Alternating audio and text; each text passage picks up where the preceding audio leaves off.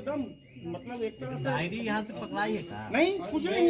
First Bihar वाला चला दिया। सुनिए एक मिनट, किस और हाथ पढ़ने खबर वाली पूरा लड़की के डिटेल पास छाप दिया। डायरी नहीं मिलेगा? आपके लड़के हमारे के पास हाथ नहीं से रहता डायरी क्या? घर से बरामद हुआ। डायरी में क्या है ये सब चीज मैटर पे है? अधिकारी से लेकर के आप लोग को बोलना चाहिए। उसका गिरफ्तारी होना चाहिए। वो पत्रकार भ्रम फैला होना रहा है, चाहिए, हमारा जो सपोर्ट भ्रम फैला छीनने रहा की है। कोशिश कर रहा है।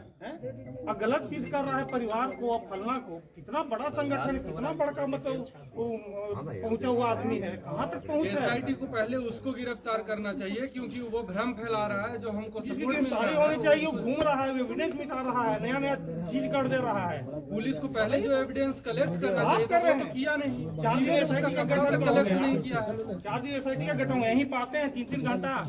बाप का नाम है, माँ का नाम है, फलना का क्या नाम है, ये पूछते हैं।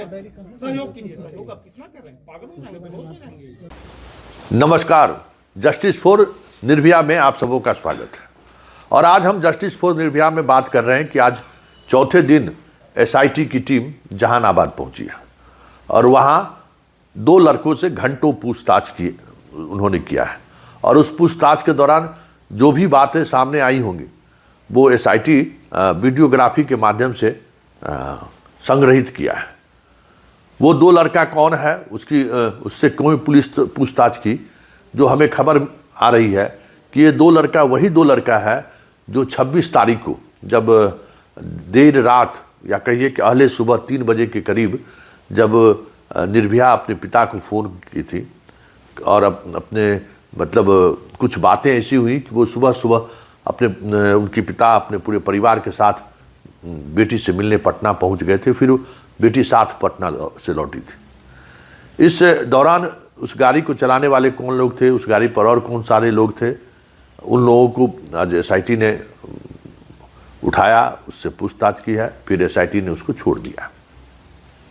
एसआईटी क्या एविडेंस कलेक्ट कर रही है, उन चीज़ों को समझने की जरूरत है कि वो एविडेंस क्या है और किस तरीके से सारे घटनाक्रम को वो जोड़ रही है। लेकिन एक सवाल है, और ये सवाल परिजनों से है, जो परिजन लगातार हमारी खबरों की वजह से असहज है।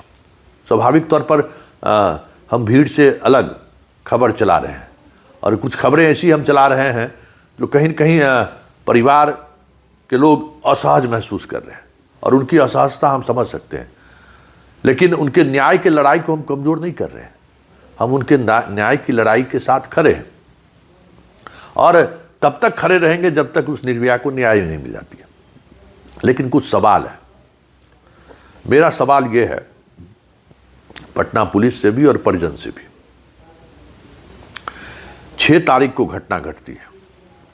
6 तारीख को सबसे पहले, ये पटना एसएसपी से मेरा सवाल है, 6 तारीख को सबसे पहले जिन डॉक्टर के क्लिनिक पर उस बच्ची का ट्रीटमेंट हुआ है, उन्होंने एक बड़ा अपराध किया कि पुलिस को सूचना इसकी नहीं दी।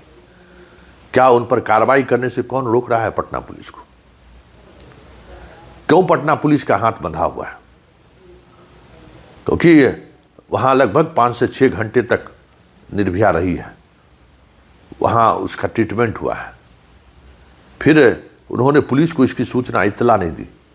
एसआईटी की टीम और पटना पुलिस की टीम गई है, लेकिन अपराध उनका वही अपराध है जो अपराध हॉस्टल संचालक का है। उसने गेट तोड़ने से पहले पुलिस को सूचना नहीं दी। पुलिस को उसको सूचना देना चाहिए। साक्ष्य छुपाने की वजह आरोप में वो जेल में है। उसके बाद जिस डॉक्टर ने इलाज किया और इलाज करने के दौरान उन्हें कुछ बातें सामने आई, पुलिस को सूचना क्यों नहीं दिया? तो बड़ा सवाल है। दूसरा सवाल पटना पुलिस से है। जब दूसरे अस्पताल में जब उसको शिफ्ट किया गया, उस अस्पताल के डॉक्टर के द्वारा पुलिस को सूचना दी गई और सूचना के बाद पुलिस आती है, उसके माँ पिता से बात करती है। क्या पुलिस इस मुतल्लिक अनुसंधान नहीं किया? उसके माँ पिताजी से पूछताछ नहीं की? माँ पिताजी से समझना चाहिए ना, हॉस्टल संचालका से पूछना चाहिए, जो बाद में गिरफ्तारी हुई उससे पूछना चाहिए कि क्या हुआ, कैसे हुआ, किस तरीके से यहाँ पहुँची है वो, जो दवा के बारे में बात कर रही है वो दवा कैसे खाई वो। क्योंकि घटना की जानकारी जब आपको हो गई तब तो फिर आपको अनुसंधान शुरू कर देना चाहिए था। कहीं न कहीं ऐसा लग रहा है कि कदम कुआं थाना प्रभारी को या कदम कुआं पुलिस को किसी न किसी फ़ोन कॉल्स की वजह से वो उस प्रक्रिया को अपनाते हुए नहीं दिखा है।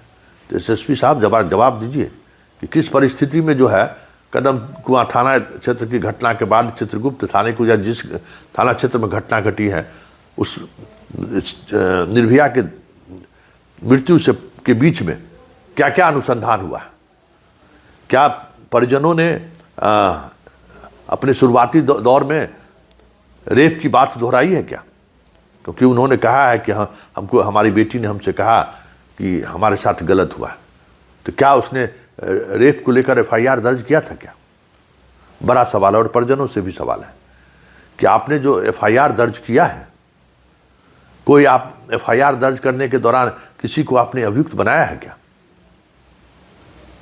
क्योंकि अगर आपको लगा कि भाई हमारी बेटी के साथ गलत हुआ है तो फिर आप उस तरीके से एफआईआर दर्ज कराया है क्या? क्योंकि वहाँ से जब इलाज के लिए निर्भया को मेदांता ले जाया गया, मेदांता में भी 24 घंटे से अधिक समय तक इलाज हुआ। 3 अस्पताल, पटना के बड़े अस्पताल, पटना के बड़े डॉक्टर ने इस लड़की का ट्रीटमेंट किया। प्रभात हॉस्पिटल में जितनी देर तक रही हैं उस दौरान हमें लगता है कि कम से कम 5-6 डॉक्टर का ड्यूटी शिफ्ट हुआ ही होगा। मेदांता में जितनी देर रहा है उस दौरान 2-3 डॉक्टरों का शिफ्ट बदला ही होगा।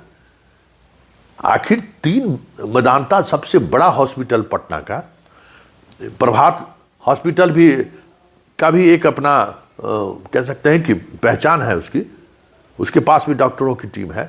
और जहां सबसे पहले ट्रीटमेंट हुआ वो तो अनुभव के भीष्म पितामह है, उनके पास मेडिकल फील्ड के वो भीष्म पितामह है जितना अनुभव है। तो इतने डॉक्टर की नज़र उस बच्ची के से गुजरा और उसको लगा नहीं कि इस तरीके की इंजरी है, इस तरीके से इसके साथ जुल्म हुआ है। ये कैसे हो सकता है? क्योंकि जब जब उसको अस्पताल से शिफ्ट किया गया होगा, अमूमन जो हम देखते हैं कि उसका पुराना जो कपड़ा है सारा चेंज होता है, जिसमें यहाँ प्रभात वाले में भी जब वहाँ से आई होंगी तो कपड़ा बदला गया होगा, मतलब स्टेबलाइज कपड़ा पहनाया जाता है जब आप आईसीयू में रखते हैं। तो क्या उस समय में आपको दिखा नहीं कि इस तरीके की इंजरी है? फिर वहाँ से मेदांता जाता है, मेदांता के डॉक्टरों को दिखा नहीं कि भाई इस तरीके की इंजरी है, ये इंजरी जो जिस इंजरी की चर्चा पीएमसीएच में पोस्टमार्टम के दौरान की गई है और जिन बातों की ओर संकेत किया गया, क्या वो डॉक्टर को दिखाई नहीं दिया? डॉक्टर को दिखाई देना चाहिए, क्योंकि सारे शरीर को के हर एक एक चीज़ों पर उसकी नज़र रही होगी।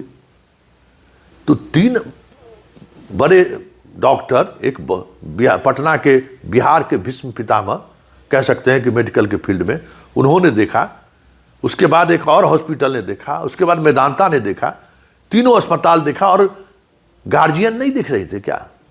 बच्ची के माँ पिताजी नहीं देख रहे थे? जो भाई चीख चीख कर जेल भेजने की बात कर रहे हैं, क्या वो नहीं देख रहा था क्या कि हमारी बहन के साथ क्या हुआ है, किस परिस्थिति में हमारी बहन यहाँ पहुँची है? तो ऐसे कई सवाल हैं जिन सवालों से परिजन भी बच रहे हैं और पुलिस भी बच रही है। और यही वजह है कि इस मामले के खुलासे होने में इतना वक्त लग रहा है। हम बार बार कह रहे थे कि परिजनों को अपनी बात रखनी चाहिए, लेकिन परिजन अपनी बात को लेकर हर समय कुछ ऐसी चीज़ें हैं वो पब्लिक डोमेन में लाना चाहते हैं जिससे ये स्थिति उत्पन्न हो रही है। मीडिया से सवाल है तो किसने कैदी की पीड़िता जो है नीट में 480 नंबर लाया था, किसने खबर चलाया? मैंने तो खबर नहीं चलाई।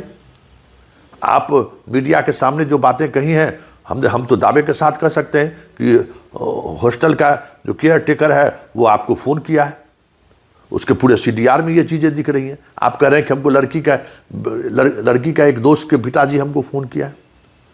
आप जब जहानाबाद से जब पटना पहुँचे हैं, उसके बाद आपकी बेटी के ट्रीटमेंट के दौरान आप कहते हैं कि वो बोली है कि हमारे साथ गलत हुआ है। तो फिर आपने एफआईआर क्यों दर्ज नहीं कराया कि हमारी बेटी के साथ बलात्कार हुआ है, हमारी बेटी के साथ कुकृत्य हुआ है? आप एफआईआर दर्ज कराते उसी समय। पोस्टमार्टम हाउस जो गया है उसमें क्या लिखा हुआ है? क्या पुलिस ने इसका इंक्वेस्ट किया क्या? आपने पुलिस को जब एफआईआर दर्ज करने के लिए लिख के दिया तो क्या पुलिस ने इंक्वेस्ट किया क्या कि डेड बॉडी में किस किस तरीके का जो है सो ये है, इंजरी है? पूरा लिखना चाहिए ना। और अगर ये चीज़ें नहीं हुई है तो एसएसपी साहब उस आईओ को सस्पेंड करेंगे, उस थाना अध्यक्ष को सस्पेंड करेंगे, क्योंकि कई तरह की ऐसी चीज़ें चली ना कि जो मुख्य बातें हैं जिस पर सबसे ज़्यादा फोकस होना चाहिए कि अस्पताल तो छोड़िए, जिस केस का जिसको फोन गया होगा, जिसके आधार पर पोस्टमार्टम हुआ होगा, उस पुलिस पदाधिकारी ने क्या इस इंजरी की चर्चा की है? क्या पुलिस पदाधिकारी ने लिखा कि रेप प्रतीत होता है? क्योंकि कोर्ट में वही कागज जाएगा, ये बात समझ लीजिए, कोर्ट में वही कागज जाएगा। ठीक है, उसमें एक लाइन लिखा हुआ है, ऊपर में हिंदी में लिखा हुआ है पोस्टमार्टम रिपोर्ट में। अब किसने कि भाई लोग कह रहे थे कि बलात्कार हुआ है, उससे मतलब नहीं है। पुलिस का जो इंक्वेस्ट गया होगा, उस इंक्वेस्ट में इसकी चर्चा है क्या? बड़ा तकनीकी सवाल है।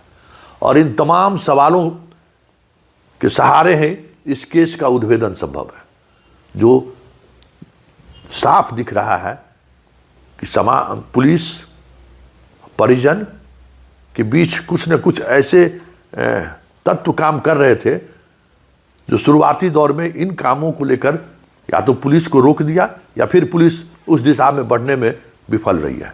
इसलिए एसएसपी साहब, आप अपनी जिम्मेवारी से मुक्त नहीं हो सकते। ये कई ऐसे सवाल हैं जिन सवालों का जवाब आपको देना चाहिए।